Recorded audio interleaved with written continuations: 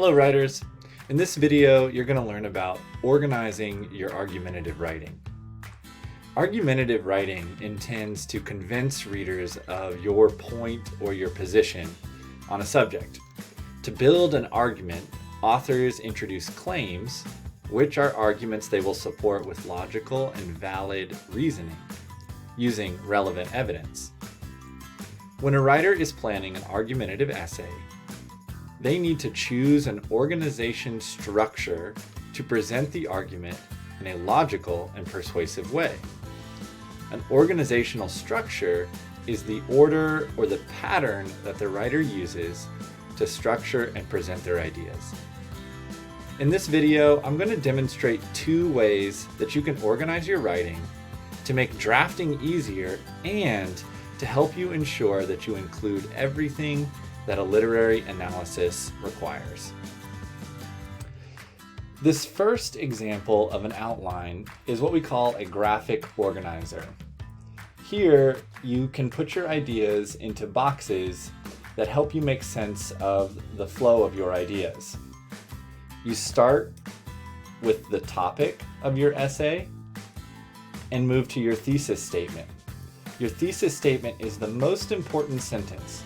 Everything that follows the thesis statement is going to connect back and support what you say here. The first box is for your introduction. Here you make a general statement, a short summary of the work that you're talking about, and a thesis statement. That's all in your introduction. In your body paragraphs, that's the second, third, and maybe fourth paragraph of your essay. Here, you're intended to write how you're going to connect the topic of this paragraph back to your thesis statement.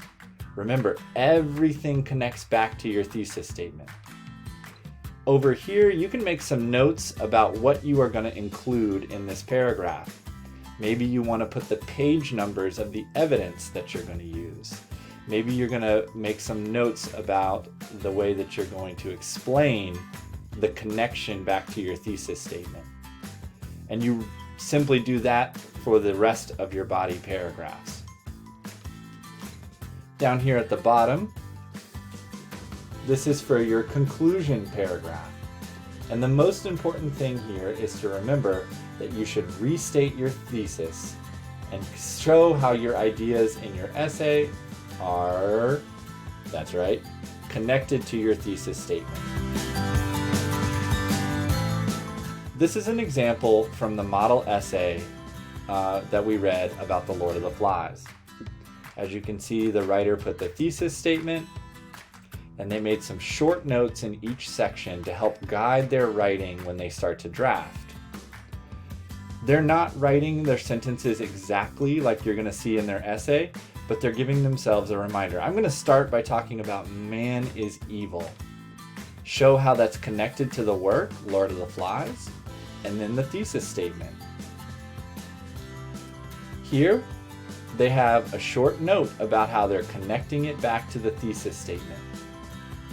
I can see that this writer put the page numbers for the quotes that they're going to use, and showed or just reminded themselves how they're going to elaborate on how the shell brings everyone together. So they're showing themselves, this is the point of your paragraph. In the second and third, or the third and the fourth paragraph of their essay, you can see they also show the page numbers where they're going to get their quotes and give themselves short notes. Your outline is supposed to work for you, not your teachers. So you can make the notes that you want to work for you, that's going to remind you and make the drafting process easier. Let me show you one more way that writers organize their writing. Okay, here is another and more traditional format for an outline of an essay. This type of outline acts more like a list. And if you spend time creating this type, you can actually use it like a checklist when you sit down to write your essay. It makes writing drafting the essay a lot easier.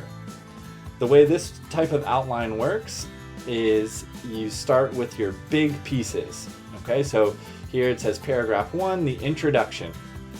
And this tool is reminding you that in an introduction you have your hook, you mention the author, the title, the characters you're talking about, give a short summary and a thesis. So if you create this type, you'll list out all of those things so that when you write, you can say, okay, I have a hook, I mentioned the author, and you can use it like a checklist. Then you can go on and you can make your list for your body paragraphs. So you have your big piece, the body paragraph 2, or the paragraph 2, which is your first body paragraph. And each of the items in the list are the pieces of the paragraph. So a topic sentence, a context for your quote, and some reminders about how to do that, using the quote from the text, analysis, and a closing. The thing I like about this type of organizer is you can be as short or as detailed as you want with your notes. So you could make just a few words to remind yourself, if you're the type of writer that likes to do your thinking while you're writing, or if you're like me, I like to be really detailed when I do this type of outline, so that when I sit down to write, all of my ideas are pretty much put together right here. Then you're just going to continue on, and you can create the same type of outline for however many body paragraphs you have, whether you have 2 or 3 body paragraphs or even more. And then finally, you make a list for your conclusion. And in this tool, it reminds you what needs to go into your conclusion. Now here, again, I want you to take a look at a model outline for the example essay that we read. Okay, you can see that the writer had an idea for their hook, but didn't write out the full sentence. Okay, so they said, okay, I'm going to say something like that and maybe finish it when I start drafting. They write their thesis statement, and then they move on to their second paragraph, their first body paragraph. They write down what they're going to put for their topic sentence. They write how they're going to introduce their quote. They actually write out the quote that they found and the page number. And here it looks like they maybe just made a note about how they're going to explain this quote. Maybe they didn't want to do the full amount of writing in this outline. Then you can see that they can go on and just treat this like a checklist when they start to draft. So writers, as you can see, you have options when it comes to planning out your argumentative essay. The most important thing I want you to know is that it is important to take this step. You should do some planning because it is very hard to make sure that you include everything and have a logical organization of your essay if you simply start with a blank document and start typing. The resources here at this station will help you. You can choose whichever one works for you, make it yours, and I really look forward to seeing some really well organized essays.